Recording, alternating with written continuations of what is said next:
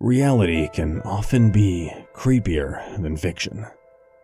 What's truly terrifying aren't the things that go bump in the night, but the macabre twists of fate in life, especially when they get more horrifying the deeper you pry into them.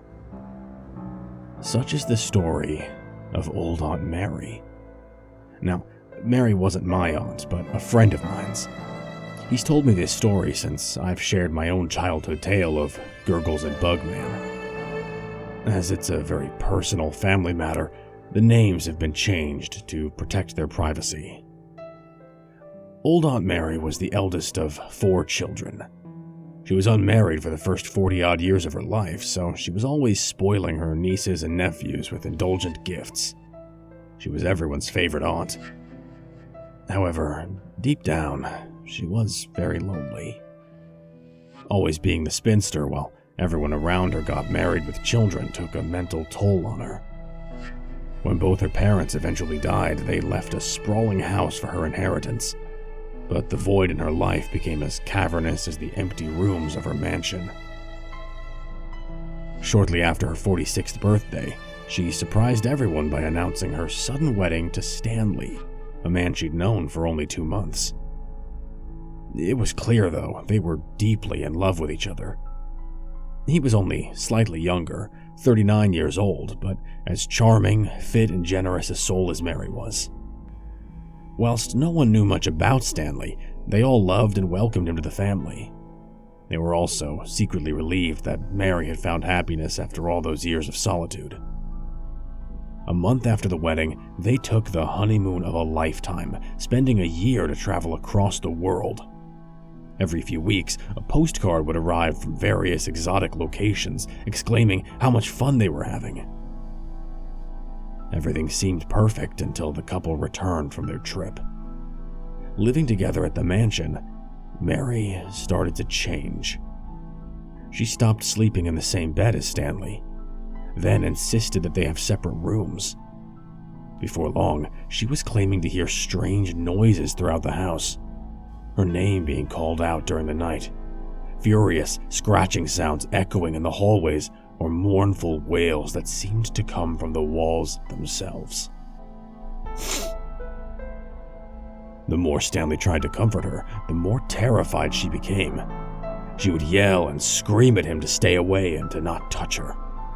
She would spend days barricading herself up in a room, crying and babbling, slowly going insane from the filth that would accumulate in a mental isolation. Eventually, the family got her to a psychiatrist who diagnosed her with a special type of paranoid schizophrenia known as Capgras syndrome.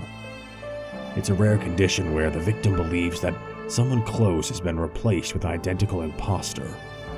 She claimed that Stanley was not her husband, but something that looked, acted, and pretended to be Stanley. Her family was faced with the difficult choice of either committing Mary to a mental institution to get the care she needed, or have her sedated and looked after at home. They chose to keep her sedated. Throughout all this time, Stanley was clearly distraught, but still loved Mary with all his heart. He never wavered in caring for her at the bedside, feeding and talking to her as a loving husband. Over the following year, the family spent a lot of time getting to know Stanley better as they took turns caring for Mary, and felt incredibly fortunate that he was around.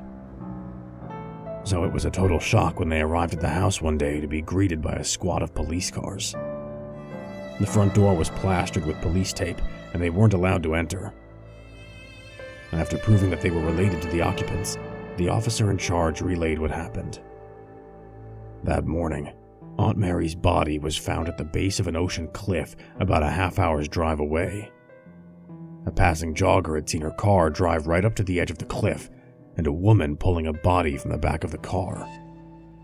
After calling the police, he then witnessed Mary stabbing a male body several times with a large kitchen knife.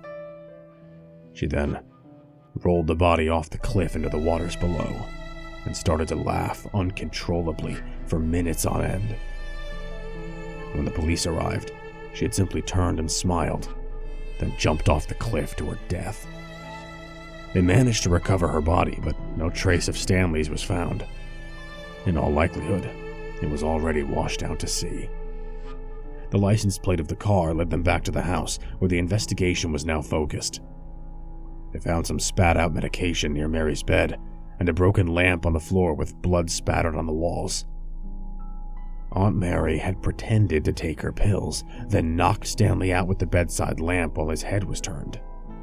She had then dragged the unconscious and bleeding body to the kitchen, where she stabbed Stanley with a knife before dragging him to the car and driving to the cliff. However, it was what they found next that puts a chill through my bones. In searching the house that day, the police uncovered a secret cellar under a large rug. Upon opening it, they were greeted with the anguished face of a desiccated corpse on the steps, clawing at the cellar door. The room was covered in the stench of dried human waste and deep gouges in the woodwork where someone had desperately tried to scratch their way out of the prison.